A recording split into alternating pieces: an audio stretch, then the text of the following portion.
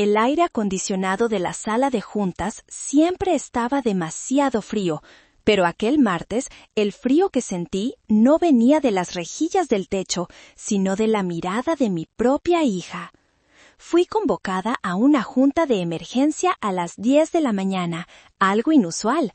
Yo, Adelaida Ríos, a mis 65 años, fundadora y alma de Cosméticos Adelaida, nunca era convocada.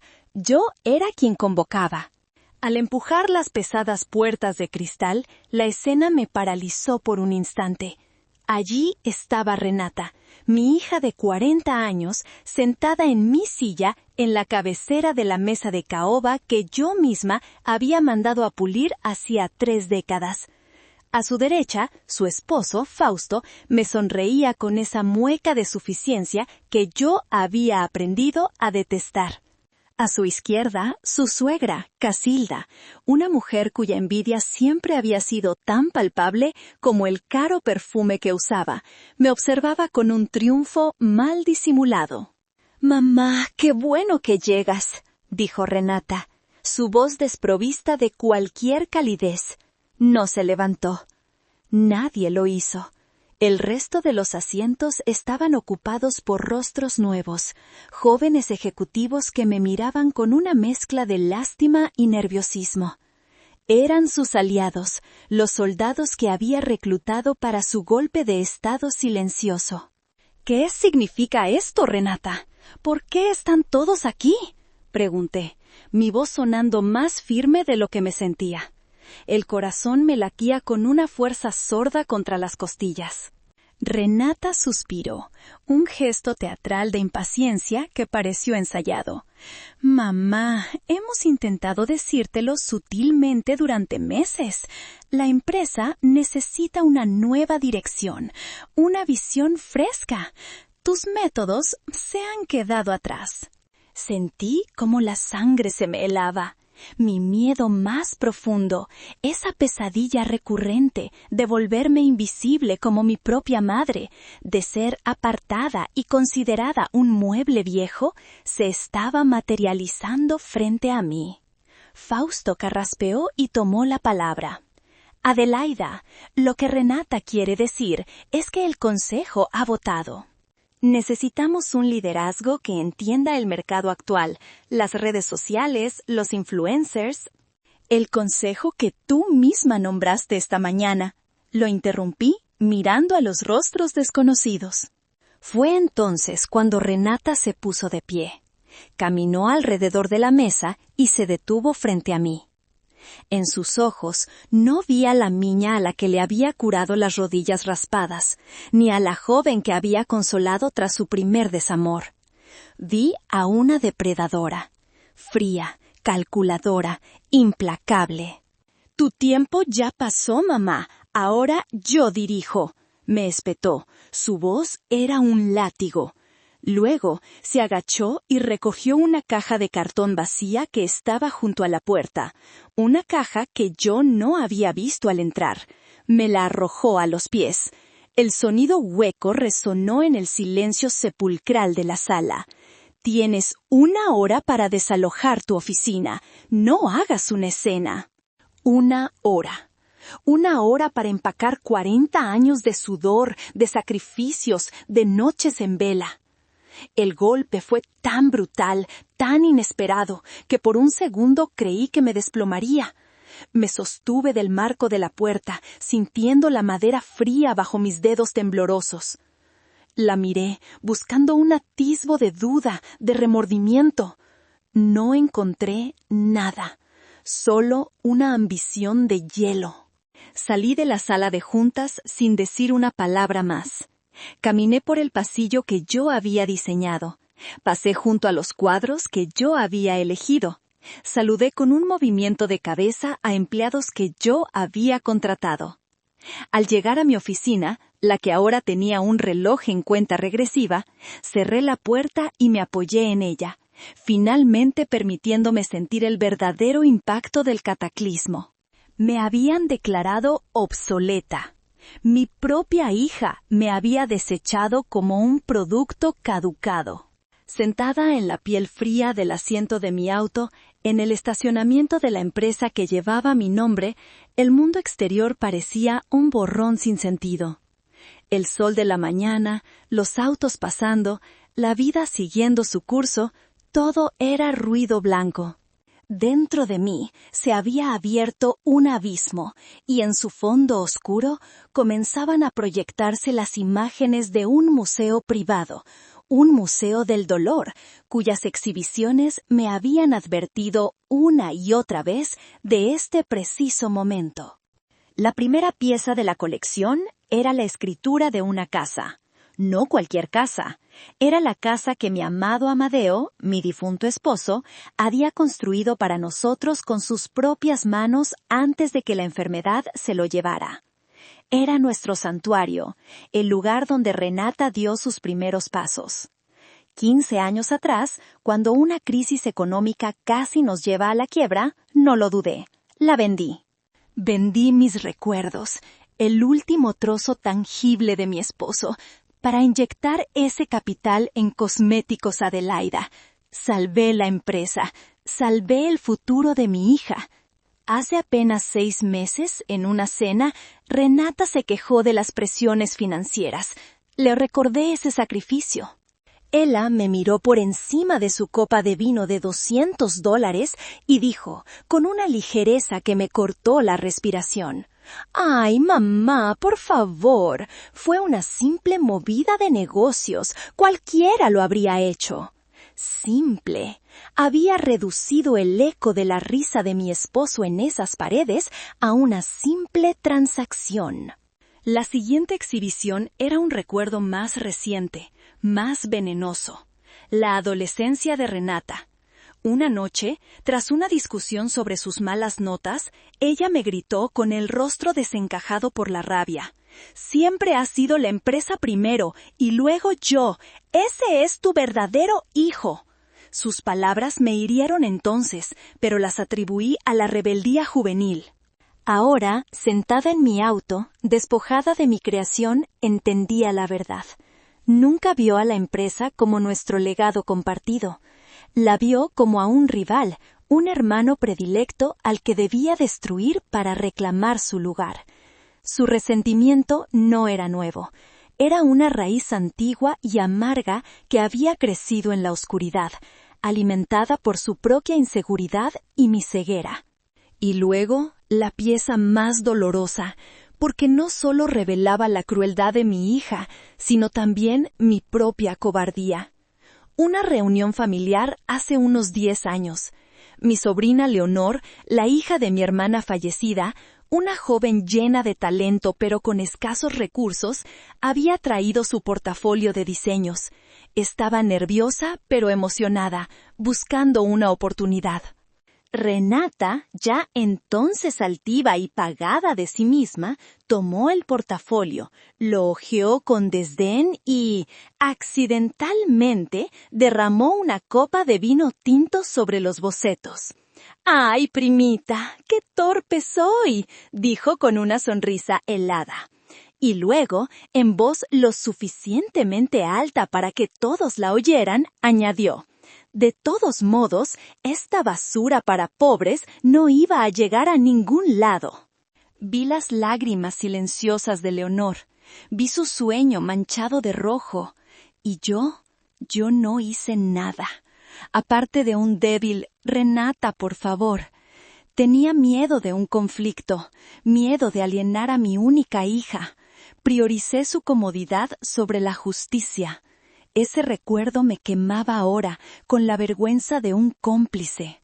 Cada exhibición en mi Museo del Dolor apuntaba a la misma conclusión ineludible. Yo no había visto las señales, o peor, las había visto y había elegido ignorarlas, escondiéndolas bajo el tapete del amor maternal incondicional. Pero el amor incondicional no podía ser una excusa para la ceguera voluntaria. El dolor en mi pecho, agudo y paralizante, comenzó a transformarse. El calor de la humillación y la tristeza se fue enfriando, solidificándose en algo duro, pesado y afilado como el acero. Era la claridad. La claridad de que la mujer que me había echado de mi oficina no era víctima de una mala influencia o de un mal día. Era el producto final de años de egoísmo tolerado y crueldad perdonada. Era el monstruo que yo, con mi amor ciego, había ayudado a crear. Y ahora, ese monstruo debía enfrentar a su creadora. Saqué mi teléfono. Mis dedos temblaban, pero no de debilidad, sino de una furia helada. Deslicé la pantalla, pasé de largo el nombre de Renata y marqué un número que conocía de memoria. «Despacho Bravo, buenas tardes», respondió una voz profesional. «Comuníquenme con el licenciado Eladio Bravo», dije, y mi propia voz me sorprendió. Sonaba tranquila, controlada, peligrosamente tranquila. «Díganle que le llama Adelaida Ríos, es urgente». El despacho de Eladio Bravo olía a cuero viejo, a libros y a una honestidad que era cada vez más rara en el mundo de los negocios. Era un hombre de mi edad, con el cabello plateado y unos ojos que habían visto demasiados contratos rotos y demasiadas traiciones familiares.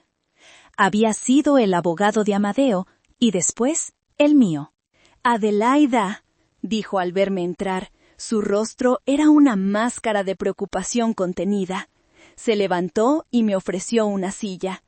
«Me enteré hace 10 minutos. Clara me llamó. Está destrozada. Lo siento mucho».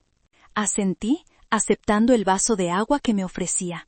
«Tú me lo advertiste, Eladio, durante años». «Mi trabajo es advertir. El tuyo era ser madre. No te culpes por eso», respondió con amabilidad. «Pero ahora dime, ¿qué quieres hacer?» Me incliné hacia adelante, dejando el vaso sobre la mesa. Quiero recuperar lo que es mío, y quiero asegurarme de que Renata y su esposo aprendan el verdadero significado de la palabra consecuencias. Eladio sonrió por primera vez, una sonrisa delgada y astuta. Se levantó y caminó hacia un archivador de metal. Sacó una carpeta gruesa y la puso sobre el escritorio entre nosotros. Siempre supe que este día llegaría. Por eso, hace 15 años, durante la crisis, te hice firmar esto. Abrió la carpeta. Dentro había un documento legal, un acta de fideicomiso. Mis ojos recorrieron las cláusulas que en su momento me parecieron una simple formalidad. Eladio me lo explicó con una calma letal. Renata podía ser la directora ejecutiva, podía controlar las operaciones diarias, incluso podía despedirme de mi propia oficina. Pero el 85% de las acciones de Cosméticos Adelaida, y más importante aún, la propiedad intelectual de cada fórmula, cada patente y el propio nombre de la marca, no pertenecían a la empresa. Pertenecían a un fideicomiso personal e irrevocable. Un fideicomiso cuyo único beneficiario y controlador absoluto era yo, Adelaida Ríos. En resumen, Adelaida, concluyó Eladio, Renata es la capitana de un barco que cree suyo, pero el barco, el océano y hasta el aire que respira te pertenecen a ti. Legalmente, ella es una empleada de alto nivel que acaba de cometer un acto de insubordinación y fraude corporativo de proporciones épicas. Sentí una oleada de poder tan intensa que me dejó sin aliento. No estaba derrotada, estaba armada. «¿Cuál es el plan?», pregunté. «Un plan de 3 fases», dijo Eladio, enumerando con los dedos. Fase 1. Esta misma tarde, como controladora del fideicomiso, notificaremos al banco. Congelaremos todas las cuentas y líneas de crédito corporativas que Renata cree controlar. La dejaremos sin un centavo para operar. Fase 2. Convocaremos una junta de accionistas extraordinaria para mañana por la mañana. Con tu 85%, la destitución será una formalidad. Y fase 3, hizo una pausa, mirándome fijamente, el golpe de gracia. ¿Qué hacemos con tu testamento? La palabra testamento flotó en el aire. Mi heredera universal siempre había sido Renata. Era el plan de toda mi vida: trabajar, construir y dejárselo todo a ella. Redacta uno nuevo, Eladio, dije sin dudar. Todo, absolutamente todo, se lo dejaré a mi sobrina Leonor. Eladio levantó las cejas. Una decisión audaz. ¿Estás segura? Nunca he estado más segura de nada en mi vida, respondí, y le conté la historia de la copa de vino, de los diseños arruinados, de mi silencio cobarde. Esto no es solo un castigo para Renata, Eladio, es una reparación para Leonor. Es mi manera de enmendar el error que cometí hace 10 años. Quiero darle la oportunidad que mi propia hija intentó robarle. Quiero que el verdadero talento, y no la arrogancia, sea el que herede mi legado. Mientras Eladio comenzaba a dictar las nuevas cláusulas a su secretaria, yo hice otra llamada. Era para Clara, mi asistente leal, la joven a la que había contratado recién salida de la universidad y que Renata había degradado a un puesto sin importancia en el archivo. «Clara, soy Adelaida». «Señora Ríos». Su voz sonaba ahogada por la emoción. «Lo que le han hecho es una monstruosidad». Escúchame con atención, Clara. Necesito tu ayuda. Sé que Renata y Fausto han estado moviendo dinero, creando empresas fantasma. Necesito pruebas, correos, transferencias, lo que sea. Tienes acceso a los servidores antiguos. Nadie sospechará de ti. Considérelo hecho, señora. Haría cualquier cosa por usted. Necesito todo para mañana al mediodía, Clara. Le dije, mi voz era un susurro helado. El show está por comenzar. La mañana siguiente, el mundo de Renata seguía bañado en la luz del triunfo. Se sentía invencible. Había organizado una gran conferencia de prensa en el hotel más lujoso de la ciudad para anunciar la nueva y audaz era de Cosméticos Adelaida. La sala estaba llena de periodistas, influencers y figuras de la industria, todos atraídos por el drama de un cambio de guardia familiar. Yo lo sabía porque Clara me lo había informado, y era el escenario perfecto. A las 11 en punto, Renata subió al podio, radiante en un traje de diseñador, con Fausto y Casilda aplaudiendo desde la primera fila.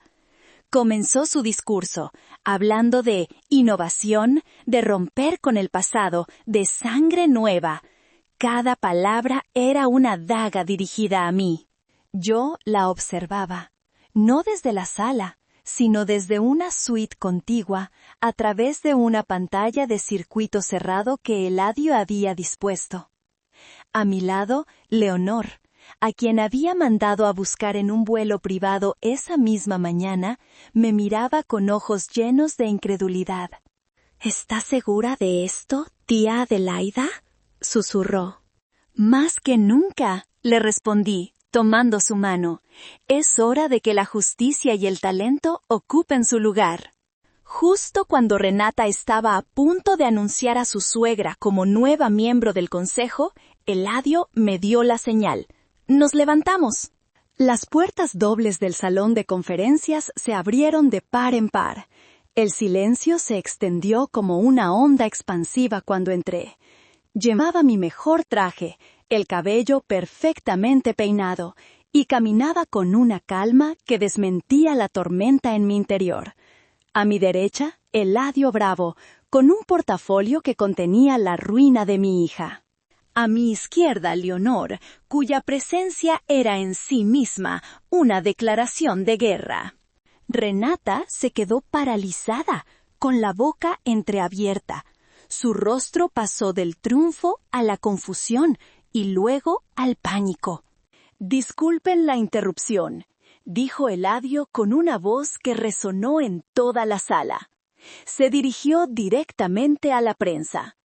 Mi cliente, la señora Adelaida Ríos, fundadora y accionista mayoritaria de Cosméticos Adelaida, tiene un anuncio importante que hacer. ¡Seguridad!, gritó Renata, recuperando la voz. ¡Sáquenlos de aquí! ¡Ella no tiene ninguna autoridad!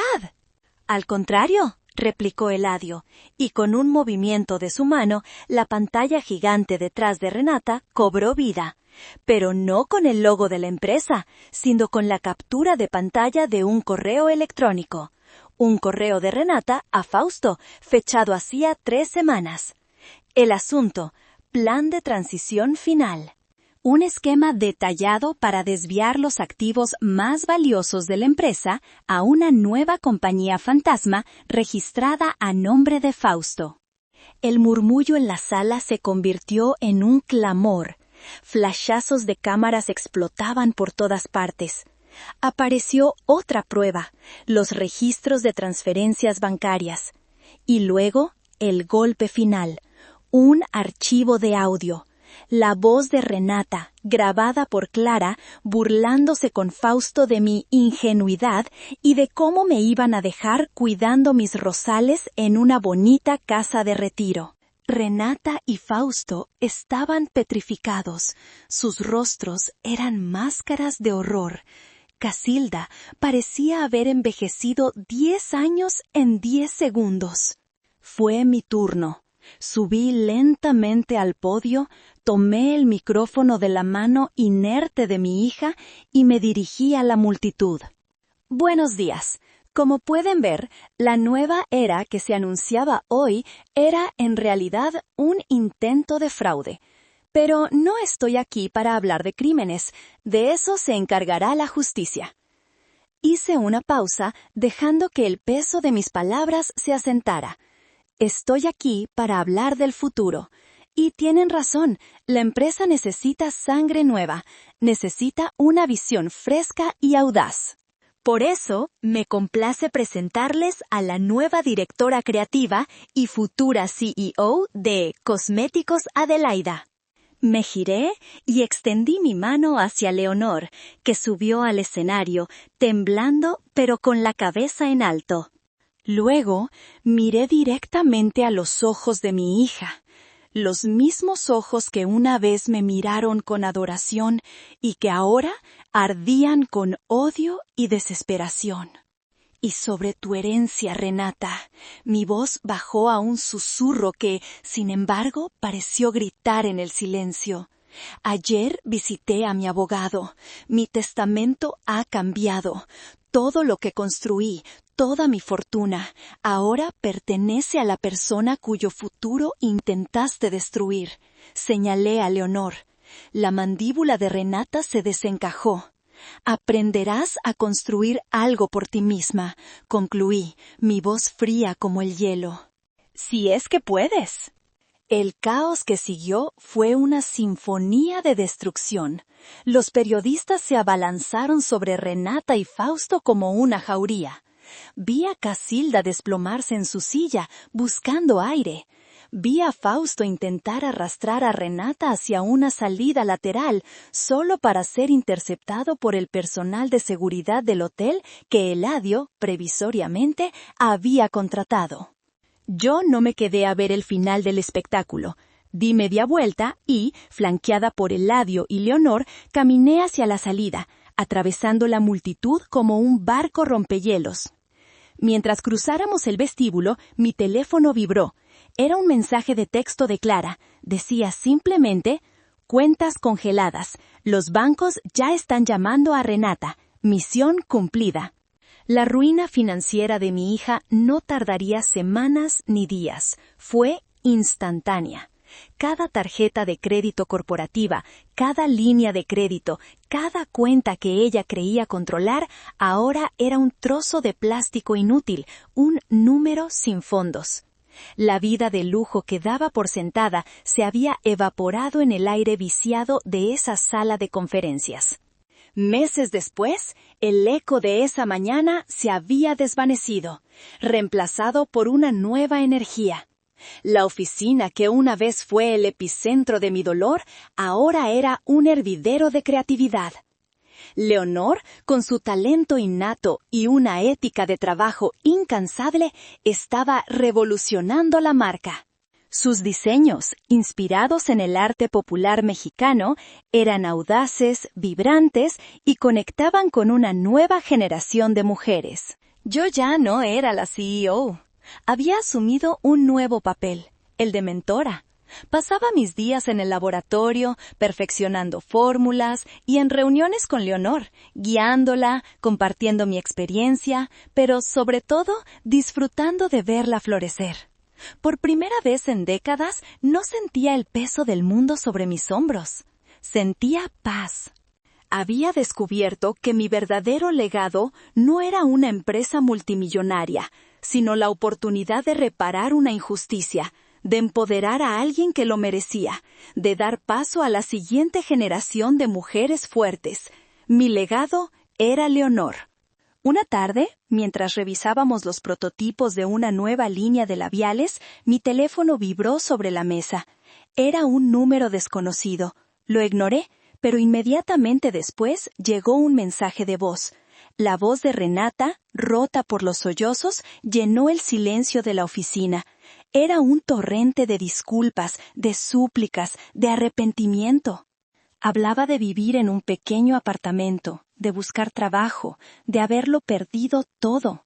Decía que finalmente entendía. Leonor me miró, sus ojos llenos de compasión. ¿Vas a responderle?, preguntó en voz baja.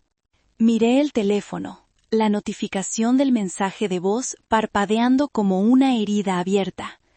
Recordé su mirada fría en la sala de juntas, sus palabras cortantes, la caja de cartón a mis pies.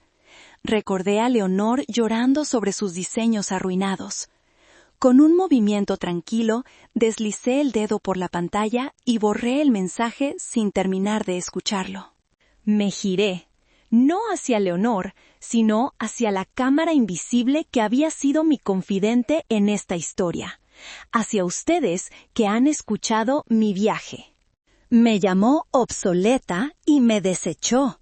Ahora que no tiene nada, pide mi compasión. ¿Hice lo correcto al darle mi fortuna a alguien que sí lo merecía? ¿Ustedes qué harían? Gracias por acompañarme. Déjame tu opinión en los comentarios y no olvides suscribirte para más historias.